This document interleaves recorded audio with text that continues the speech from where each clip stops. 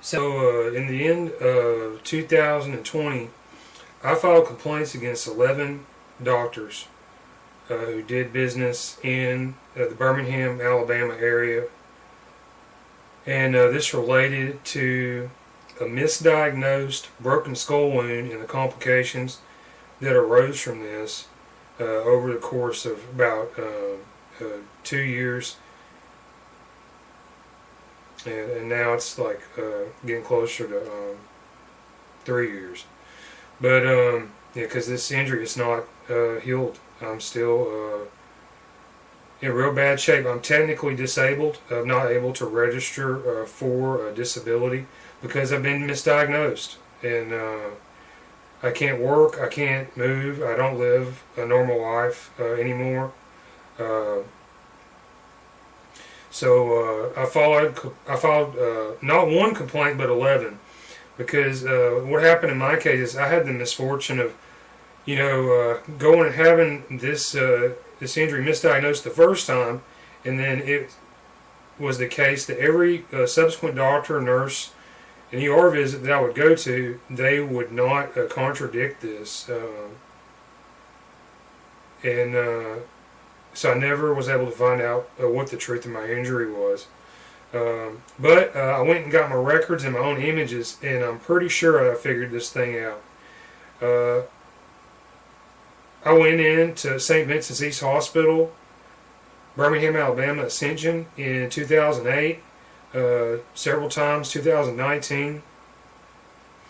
And then at the end of 2019, I had a MRI scan that was looked at by a St. Vincent's affiliated doctor, Michael Brant Ruff, M.D. And all these scans they were looked at, and not a single one of these professional, experienced, and well educated over the course of several years in these major colleges, they could not see the truth of my injury and report it in their records. And that is, I had a broken skull. It was leaking CSF fluid, and it became infected and infested with parasites, and it was just unbelievable. I almost died.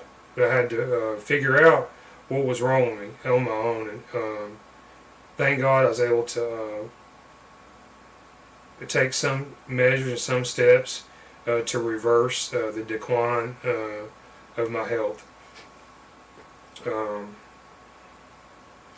So in February 2021, I received a letter from the Alabama State Board of Medical Examiners and Medical Licensure Commission, and this was signed off on by Edwin Rogers, Chief Investigator. This went before the board.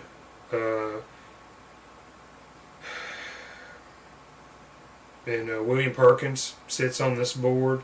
I spoke to Randy Dixon, an investigator with Alabama State Board of Medical Examiners. And yeah, some rather curious exchanges and lines of questioning. I sent them all my records. I gave them permission to go and get all my records.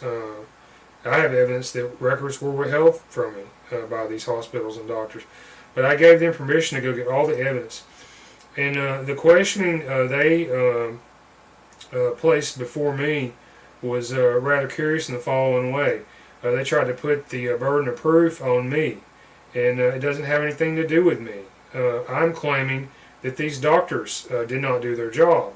All right, so it should be their responsibility to take the evidence. That's the records. They can ask me my experience, and then they should take all that, put it together, and they should be able to come up with a way to corroborate, my accusations.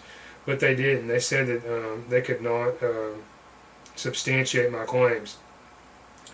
And, instead I was questioned about my credentials. Well, they can find out my credentials without even having to ask me. So I don't understand what this exercise was about. Very curious. Anyways, so this avenue reached an ending point. So what I'm going to do in these videos is I'm going to present my side of this thing. And they say they can't substantiate these claims. Well, I'm going to show in my own limited way, because I'm a high school dropout. I dropped out of high school when I was 16 years old. So yeah, I don't have any qualifications. But you know what? I can see injuries. And by the way, I have the benefit of being the patient and the person with the injuries also. And this apparently doesn't account for much. But it should, shouldn't it? So this is a reflection of the kind of times and the state of society that we live in, isn't it? So, okay, today's video, there's 11 complaints. I'm going through all the 11 complaints in the doctors. And today's video, this is going to focus on perhaps the keystone. This is the most important complaint that I filed. And maybe if I just filed this one complaint, this would have been looked at more seriously. I really don't know.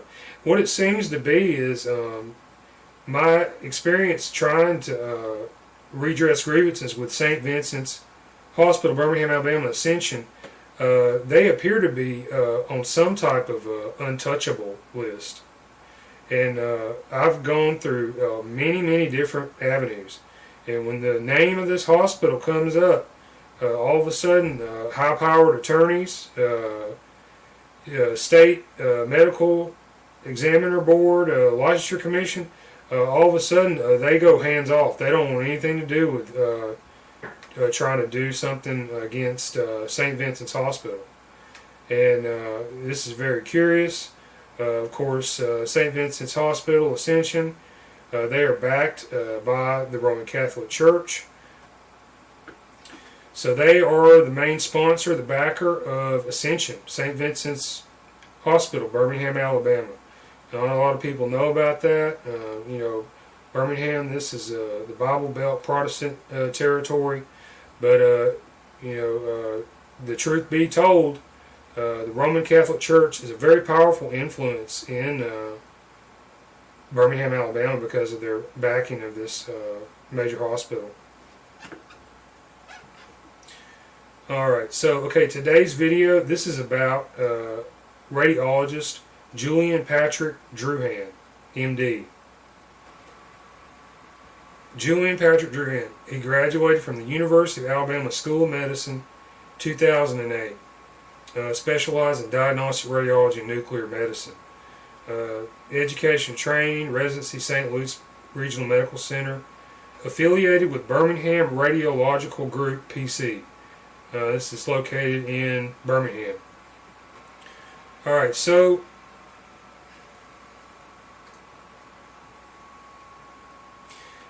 in 2018, I went to the St. Vincent's East Hospital located in Birmingham, Alabama, Ascension, and I complained, this is the emergency department, and I complained of a possible broken neck or spinal injury. And, you know, I went in there and they gave me like a basic standard x-ray. And, you know, because I mentioned my neck, this appears in paperwork as a cervical scan.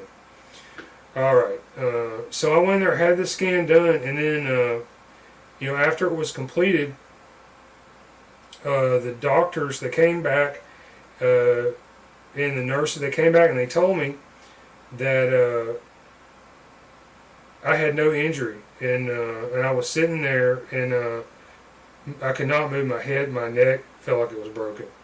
And I tried to explain this to them. They said it was a pulled muscle in my neck. And yeah, I could not believe this answer. So, you know, after some time passed, I went and got my medical records from this hospital, and that included a CD with the x-ray images. And so Julian Patrick Druhan, M.D., he read and analyzed and put down his thoughts and diagnosis on what he saw in these x-ray pictures. And this visit, it was August 23rd, 2018.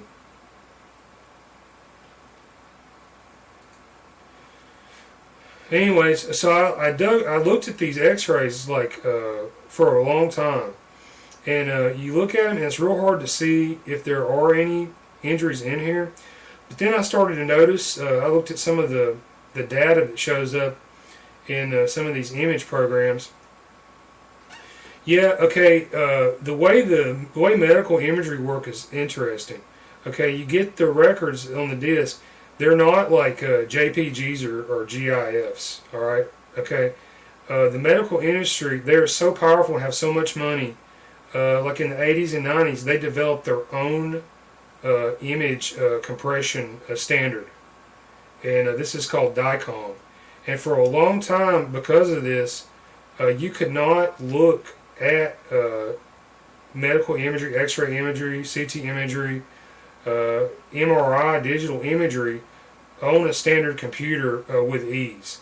They sold these expensive software suites, many thousands of dollars, and you had to buy this stuff, or borrow it from somebody else in order to view these things. Okay, well, over time, I mean, this has disappeared. This is because of the freedom on the internet, mainly. This stuff is real easy to see now, but still, it's not easy to see on a standard computer. You do have to download special software to view these record files. So you can get this stuff on the internet, and it's free of charge. So anyway, this is what I did, and I kept looking at these images, and I noticed some interesting things. All right. One of these things is, okay, one of the images is number 10. Yeah, only 7 images appear in my record. According to their numbering scheme, images 2, 3, and 8, they are absent. And this began to make me, second guess what they were telling me, because I knew my injury was much worse. And it just so happened that the pictures that may have shown this injury at a clear angle, like from behind and to my left, for example, these pictures were curiously absent. And I thought this was like very interesting. So I noted this, and between August 2018 and April 2019, my health slid into decline. This wound, it became infected, and very slowly, which it started to speed up around April 2019. It became infested with some kind of a parasite organism.